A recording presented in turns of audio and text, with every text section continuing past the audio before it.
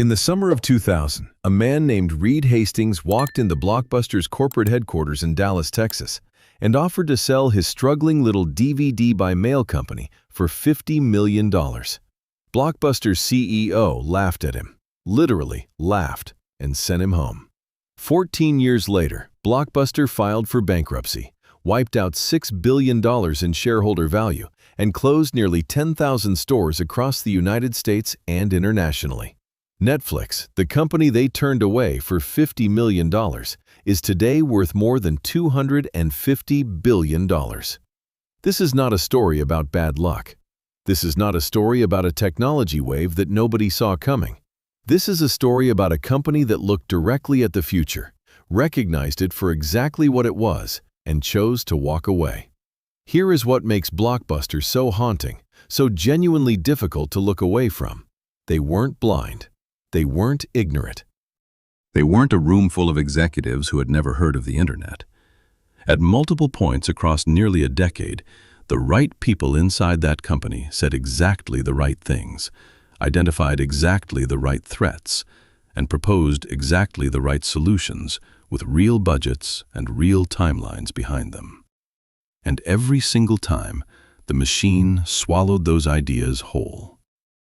What you are about to hear is not a simple tale of a dinosaur refusing to evolve. It is something far more disturbing than that. The story of a company that had every tool it needed to survive and dismantled those tools deliberately, with its own hands, for reasons that made complete sense to the people doing it at the time. To understand how that happens, you have to go back to the beginning. Not to 1985, when Blockbuster opened its first store on a stretch of Northwest Highway in Dallas, Texas, but to the logic that store represented, and why that logic was so powerful it eventually became impossible to question. Before Blockbuster, video rental in America was a fragmented, unreliable, mom-and-pop business. Small stores with maybe 300 titles on the shelf, inconsistent inventory, no standardization, no data, no systems. You drove across town and the movie you wanted was gone.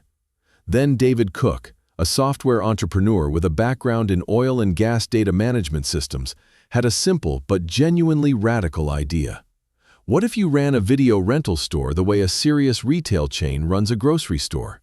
Computerized inventory, standardized store layouts, massive selection, 8,000 titles on opening day at that first Dallas location compared to a few hundred at any competitor. Bright fluorescent lighting, wide clean aisles, a family-friendly atmosphere that was actually a calculated business decision. No adult section behind a curtain, which was standard in most rental shops at the time. A deliberate choice that opened the market to families with children, to suburban couples, to demographics that smaller rental operations had quietly excluded by default. Cook invested $700,000 into that first location and built a logistics and inventory system so efficient that within 12 months, revenues were running at a pace that was annihilating every independent competitor within a reasonable drive. By 1987, Cook had sold a majority stake to a group of investors, and the man who would define Blockbuster's next decade walked in. His name was Wayne Huizenga. If you are not familiar with that name, take a moment, because Huizenga is one of the most aggressive and successful acquirers in the history of American commerce, the only person ever to build 3 separate Fortune 500 companies from scratch: Waste Management, AutoNation, and Blockbuster itself. He looked at the video rental chain and saw not a movie business and not an entertainment business, but a real estate and logistics play with extraordinary unit economics. He began opening or acquiring stores at a velocity that seemed physically impossible to sustain. By 1989, there was a new Blockbuster location opening somewhere in the United States every 17 hours. Not every week, not every day, every 17 hours. At the height of the expansion, the chain was generating over $1 billion annually from late fees alone. That single revenue line, the one that customers despised more than any other aspect of the entire experience, the one that would eventually become a rallying cry against the company, and the seed of its replacement. That late fee model deserves a long, hard look, because it tells you almost everything about how Blockbuster thought about its relationship with its own customers. The mechanics were simple and ruthless. You rented a tape for $2 or $3. You had 2 days to return it. If you missed that window, you were charged a daily penalty that could quickly exceed the original rental price. Apollo 13 on VHS, rented on a Friday night, forgotten until the following Wednesday, could cost you 4 times what you expected to pay at the register. These fees were not a side effect of the business model. They were structural. Estimates from analysts and internal documents from the early 2000s put late fee revenue at between $400 and $800 million annually, representing somewhere between 10 and 15% of total company revenue in peak years. When you are running a public company and 10 to 15% of your entire top line comes from one source, that source does not get questioned. It gets protected. And the people whose annual bonuses were tied to revenue and margin targets had every rational incentive in the world to defend that system against any internal challenge, regardless of what the customer satisfaction data showed. That data was not ambiguous. In independent consumer surveys from the late 90s, resentment over late fees ranked as the single most cited reason customers reported negative feelings about renting from Blockbuster. The company had that data. They commissioned those surveys. They read the results. They charged the fees anyway because the incentive to protect $400 million in annual revenue was more immediate and more personal than the incentive to fix a customer relationship problem that would take years to metastasize into an existential threat. Then came 1997. A software executive named Reed Hastings returned a copy of Apollo 13 to his local Blockbuster in Santa Cruz, California, 40 days after the due date, and paid a $40 late fee. Whether every detail of that story is precisely accurate, or whether it has been smoothed slightly in the retelling over 25 years, the emotional core of it is not disputed by anyone who was in the room.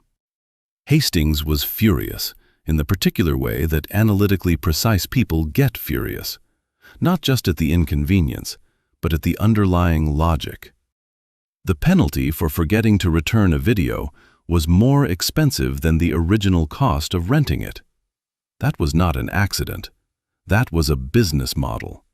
He and his co-founder Mark Randolph, working initially out of a small office in Scotts Valley, California, began sketching out what would become Netflix, a DVD-by-mail subscription service with no late fees, no due dates, a flat monthly rate, and a selection that no physical store could match because there was no shelf space constraint. They launched the service in April of 1998. In their first full year of operation, they had under 300,000 subscribers. They were burning cash. The logistics were expensive, the postage costs were higher than projected, and the model had not yet proven itself. Hastings himself, in interviews from that period, was candid that the long-term future was not DVDs in red envelopes, but streaming video directly to a television, a technology that in 1998 existed in essentially no practical consumer form. He was building toward a future that the infrastructure of the internet could not yet support. When Hastings flew to Dallas in 2000 and sat down with Blockbuster's executive team to propose a $50 million acquisition, the CEO on the other side of the table was John Antioco, a seasoned and genuinely capable retail executive who had previously engineered turnarounds at both Circle K and Taco Bell. Antioco was not a fool. He understood consumer behavior, understood the dynamics of a retail business, and had at least a surface-level awareness of what digital distribution might eventually mean for physical media. But the context of that meeting matters enormously. The year was 2000. The dot-com bubble had peaked in March and was already collapsing. Webvan, Pets.com, Cosmo.com, the investment graveyard of internet-era businesses, was filling up by the week. Netflix had 300,000 subscribers and was losing money. Blockbuster had 60 million customers, 6,000 retail locations in the United States alone. international operations across 29 countries, and over $5 billion in annual revenue. The offer of $50 million for a money-losing mail-order startup was declined. The room reportedly found it amusing. Hastings flew back to California and kept building. What happened inside Blockbuster over the 4 years that followed is where this story shifts from business failure into something closer to tragedy. Because John Antioco eventually understood the threat with full clarity. By 2004, he had authorized the creation of Blockbuster Online, a direct subscription competitor to Netflix, offering DVD by mail with no late fees and a user experience that was, in its early months, genuinely competitive. He also authorized the elimination of late fees across all physical store locations, a move he knew would cost the company approximately $400 million in annual revenue, but which he believed was strategically necessary if Blockbuster was going to survive the next decade. He brought in digital media executives who understood the shift that was underway. Internal presentations from that period, later described by participants in press interviews and in the 2013 book about the company, reflected an analysis that was sophisticated, accurate, and urgent. In its first months, Blockbuster Online was adding subscribers at a rate that was outpacing Netflix's equivalent growth period. There was a real and credible path to winning. Then, Carl Icahn arrived. The legendary activist investor had accumulated a significant position in Blockbuster stock, and his objectives were straightforward and entirely predictable. Cut costs, compress the investment cycle, improve near-term margins, and return capital to shareholders. Icahn was not interested in a 5-year digital transformation strategy. He viewed the elimination of late fees as an act of financial self-harm that no rational board should permit. He viewed Blockbuster Online as an expensive experiment that was diverting capital from the core business. He launched a proxy campaign against Antioco's board, won enough seats to shift the balance of power in the boardroom, and spent the following 2 years systematically dismantling the strategy that represented Blockbuster's only realistic path to relevance. The late fee reversal was partially walked back. The budget for Blockbuster Online was cut. The urgency drained out of the digital initiative like air from a punctured tire. Antioco eventually resigned in 2007 with a reported exit package that became its own minor scandal, and the man installed as his replacement was Jim Keyes, who had most recently run 7-Eleven and was widely regarded as a brilliant operator of high-volume convenience retail. He was not a digital media strategist, and he did not pretend to be. In an interview with the Dallas Morning News shortly after taking the role, Keyes stated in a direct quote that has since become one of the most cited in any business school cautionary lecture. "I've been frankly confused by this fascination that everybody has with Netflix." He expressed genuine skepticism that consumers would find DVD by mail a superior experience to walking into a store. This was 2007. Netflix had over 7 million subscribers. Apple had just launched the iPhone. Google had acquired YouTube the previous October for $1.65 billion. The signals were not subtle, and they were not hidden. Under Keyes, Blockbuster Online was systematically defunded. Capital was redirected toward a strategic pivot so disconnected from competitive reality that it remains almost difficult to describe with a straight face. Blockbuster began converting floor space in its retail locations to sell consumer electronics, music, and convenience merchandise, essentially attempting to become a combination of Best Buy and a corner store in strip malls, at a moment when Best Buy itself was beginning to feel existential pressure from Amazon. Meanwhile, Netflix crossed 10 million subscribers in 2009 and began building the streaming infrastructure that Hastings had been describing in interviews since 1998. Redbox, the red kiosk rental service operated by Coinstar, had by 2009 installed over 15,000 machines in McDonald's locations, Walmart entrances, and grocery store lobbies, charging exactly $1 per night with 0 late fees and 0 membership requirements, extracting the casual rental customer from Blockbuster's remaining physical traffic with mechanical efficiency. Blockbuster was being attacked simultaneously from above by a premium digital subscription service, and from below by a $1-a-night kiosk with no overhead. Its response was to rearrange the merchandise. The financial deterioration across this period is worth sitting with for a moment, because the numbers have a kind of vertiginous quality to them. In 1994, at the height of its perceived value, Blockbuster had been acquired by Viacom in a transaction that valued the company at approximately $8.5 billion, a deal that Viacom's own shareholders would spend the next decade treating as evidence of institutional recklessness. By 2009, the same company was carrying nearly $1 billion in debt, had exhausted its operating cash reserves, and was missing interest payments. In September of 2010, Blockbuster filed for Chapter 11 bankruptcy protection. When Dish Network purchased the remaining assets out of that bankruptcy proceeding in April of 2011, it paid $320 million, less than 1/20th of the company's peak valuation 17 years earlier. And it was buying, essentially, a brand name and a set of store leases, not a living business. Nearly all of those remaining locations closed within 2 years. There is one Blockbuster store still open anywhere on Earth. It is located on South 3rd Street in Bend, Oregon, a mid-sized city of roughly 100,000 people in the high desert east of the Cascade Mountains. It is operated by a franchisee named Sandy Harding, who has run the location since the year 2000, and who, by every account, is a genuinely warm and determined person who has turned her store into something that corporate Blockbuster never managed to be, a community institution. People drive from Portland, from Seattle, from California to walk through those doors and stand under the blue and yellow signage and feel something. Nostalgia, maybe, or something harder to name. The particular texture of a Friday night in 1996, when choosing a movie was itself an event that lasted 45 minutes and ended with microwave popcorn and an argument about whether to get Twizzlers or Sour Patch Kids. The store is profitable. It earns revenue from tourist foot traffic, from a loyal local customer base, and from the Airbnb it rents attached to the building.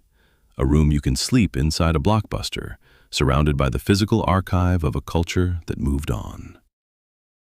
Sandy Harding did not survive by being Blockbuster.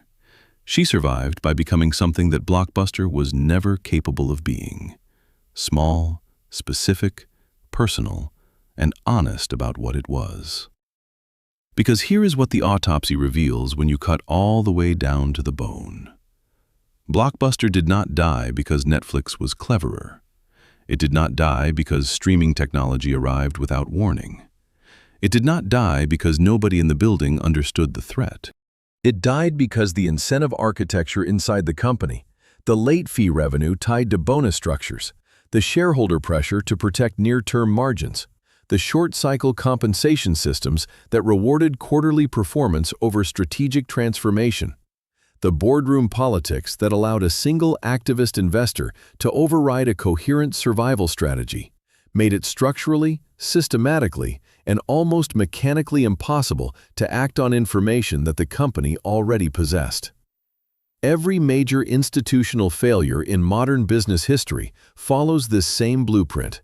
Not ignorance, but paralysis. Not blindness, but a set of incentives so tightly wound around the status quo that survival requires dismantling the very structures that made the institution successful in the first place. That is a genuinely difficult thing to do. Almost no company does it willingly. Most wait for the market to do it for them. That pattern is worth carrying with you. Because right now, inside every large organization you interact with, your bank, your employer, your government, your hospital system, there are people who already know exactly what needs to change. They have the data. They have written the internal memos. They have given the presentations. And somewhere above them in the structure, there is a revenue line, a bonus cycle, or a board seat that makes acting on that knowledge feel like financial recklessness. The question is not whether they know. The question is whether the structure will let them move before the market forces the issue. If this kind of forensic business history is what you come here for, subscribe. There is much more to come.